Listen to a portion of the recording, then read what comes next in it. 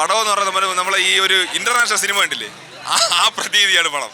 ലാലേട്ടൻ ഒരു രക്ഷയില്ല, ഒരു നമ്മളെ ഇംഗ്ലീഷ് സിനിമ കണ്ടതിൻ്റെ പ്രതീതിയാണ്. ലാലേട്ടൻ്റെ ഒരു യഥാർത്ഥ ഫാനാണ് പൃഥ്വിരാജ് ഈ സിനിമ തെളിയിച്ചത്. കാര്യം നമ്മളെ മലയാള സിനിമ അതേപോലെ ഒരു നമ്മൾ സാധാരണ കേട്ടിട്ടുള്ള KGF ആ ഒരു പേര് മാത്രമേ മലയാള സിനിമ ഈ ലെവലിൽ എത്തിക്കാമെന്ന് പൃഥ്വിരാജ് തെളിയിച്ച്.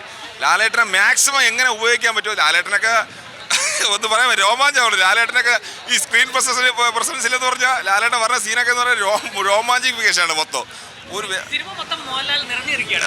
സിനിമ മൊത്തം നിറഞ്ഞിരിക്കുന്ന സിനിമയിൽ ലാലേട്ടനെ ഉള്ളൂ എന്ന് തന്നെ പറയാം. കാര്യം ലാലേട്ടൻ ഒരു കാറിൽ നിന്ന് ഇറങ്ങുന്ന ഒരു ചെറിയ സീന് പോലും, അല്ലെങ്കിൽ ഒരു കണ്ണാടി വയ്ക്കുന്ന സീന് പോലും നമുക്കിങ്ങനെ തിയേറ്ററിൽ ഇങ്ങനെ ഇരിക്കാൻ പറ്റാത്ത ഒരു അവസ്ഥയുണ്ടല്ലോ. അതൊക്കെയാണ് പടം വേറെ ലെവൽ, വേറെ ഒരു ഇന്റർനാഷണൽ സെറ്റപ്പ് പടത്തിലാണ് ചെയ്തിരിക്കുന്നത്. പൃഥ്വിരാജ് മറ്റേ ഈ സിനിമ ഒരു പൂ ചോദിച്ചപ്പോൾ പൂക്കാലം എന്നുള്ള അവസ്ഥയാണ് സിനിമ.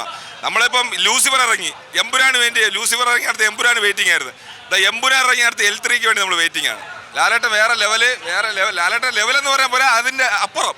അതാണ് ഇത് മലയാള സിനിമ മാത്രമല്ല, ഹിന്ദിയും ഇംഗ്ലീഷും ഒക്കെ നിറഞ്ഞ സിനിമയാണ്. അതാണ് പറയുന്നത്, നമ്മളെ മലയാള ഇൻഡസ്ട്രി എന്ന് പറഞ്ഞാൽ ചെറിയ ഈ എന്തോന്ന് പറയാം, നമ്മളെ സാധാരണ നോർമൽ സിനിമകളുടെ പേര് വെച്ചോണ്ടിരുന്നത്. പക്ഷെ അത് അങ്ങനെയല്ലെന്ന് മലയാള സിനിമയെ ഇങ്ങനെ എടുക്കാൻ പറ്റുമെന്ന് പൃഥ്വിരാജ് എന്നുള്ള സംവിധായകൻ തെളിയിച്ചു. അതാണ് സത്യത്തിൽ.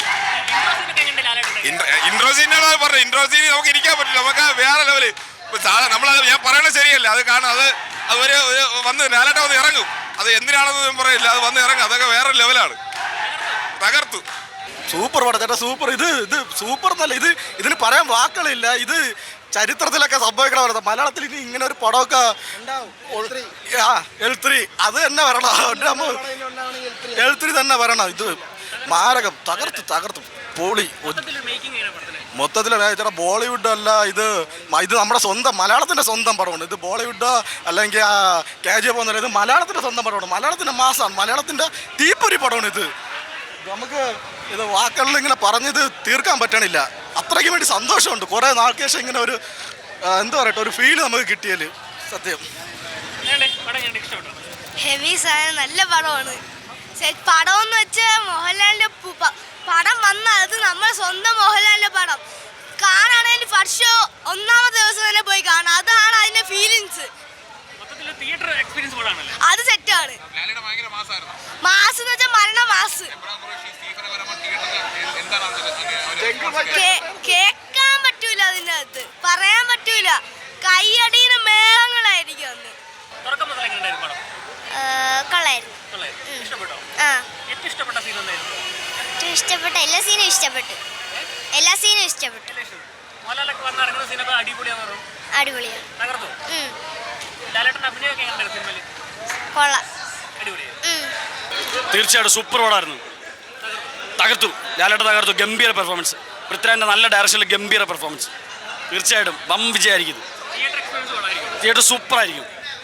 തീർച്ചയായിട്ടും പടം പൊളിയും. Super block പോസ്റ്ററാണ്. മലയാള സിനിമയിലെ ആദ്യത്തെ 1000 കോടി സിനിമ ഇതായിരിക്കും. മലയാള സിനിമയെ ഹോളിവുഡ് ലെവലിലേക്ക് മാറ്റിയിരിക്കുകയാണ് ലാലേട്ടനും പൃഥ്വിരാജും. എമ്പുരാനിലൂടെ തകർത്തു.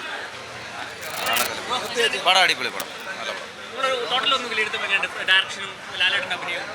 അഭിനയം, ഡയറക്ഷൻ എല്ലാം അടിപൊളി. വേൾഡ് എന്ന് പറയാം. ഇപ്പോൾ നന്നായിട്ടുണ്ട്. സൂപ്പർ പടം തന്നെയാണ്. ലൂസിഫറിൻ്റെ ഒരു പൊടി മേളിൽ നിൽക്കുന്ന പടം തന്നെയാണ് ഇത്. ഉറപ്പായിട്ടും കേരളത്തിലെ ഏറ്റവും വലിയ ബോക്സ് ഓഫീസ് ഹിറ്റ് ആവണമെന്ന് ഓൾറെഡി തെളിയിച്ചാണ്. ഇനിയുള്ള വരും ദിവസങ്ങളിൽ അത് നിങ്ങൾക്ക് എല്ലാവർക്കും കാണാൻ പറ്റുന്നതാണ്.